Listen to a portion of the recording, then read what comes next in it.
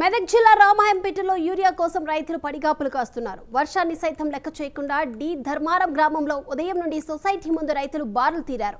వర్షంలో తడిచినా పర్వాలేదు, కానీ పంటలకు మాత్రం యూరియా అవసరం అంటూ ఆవేదన వ్యక్తం చేస్తున్నారు. ఇప్పటికైనా కేంద్ర రాష్ట్ర ప్రభుత్వాలు స్పందించి యూరియా కొరతను నివారించాలని రైతులు కోరుతున్నారు.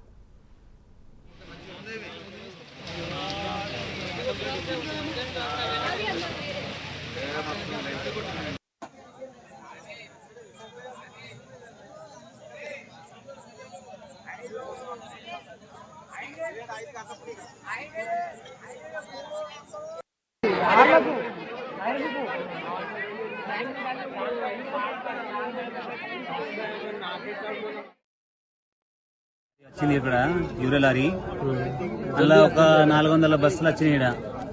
ఇక్కడ మంది చూస్తే ఒక 500-600 మంది ఉన్నారు. ఇక్కడ ఇక మనిషికి ఒక సంచి అది సరిపోతాయా లేవో, మనిషికి ఒక సంచి ఇస్తామంటారు. మాకు ఉన్నది ఒక 3 ఎకరాల పొలం ఉంది. ఒక సంచి అది ఏడు కాకుండా అవుతుంది. అది కూడా ఒక సంచి కూడా దొరుకుతుందా లేదా ఇప్పుడు, అది ఉంది పరిస్థితి. 4 గంటల నుంచి వచ్చి కూర్చున్నాం ఇక్కడ. 4 గంటలకు వచ్చినాం, రాత్రి 4 గంటలకు వచ్చి కూర్చున్నాం ఇక్కడ.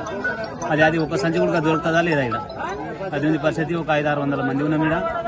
ఆ లారీలో వచ్చినాయి ఒక 400 బస్తాలు, అవి సరిపోతాయా లేవా, ఇది ఉంది పరిస్థితి మాది. ఇప్పుడు ఒక 8-9 అయితే 4 గంటల నుంచి కూర్చున్నామండి.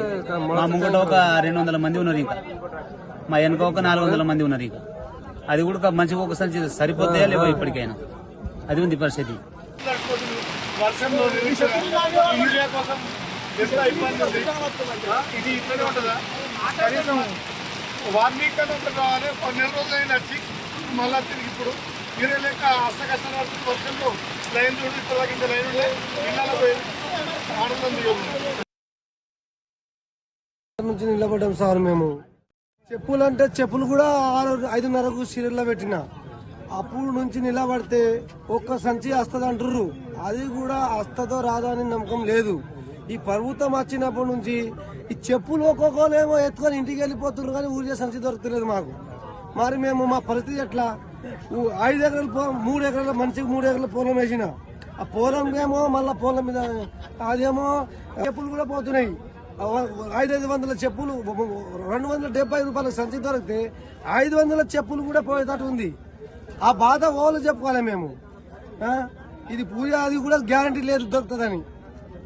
ఇప్పుడు ఏమో మంది చూస్తే 500-600 మంది ఉన్నారు.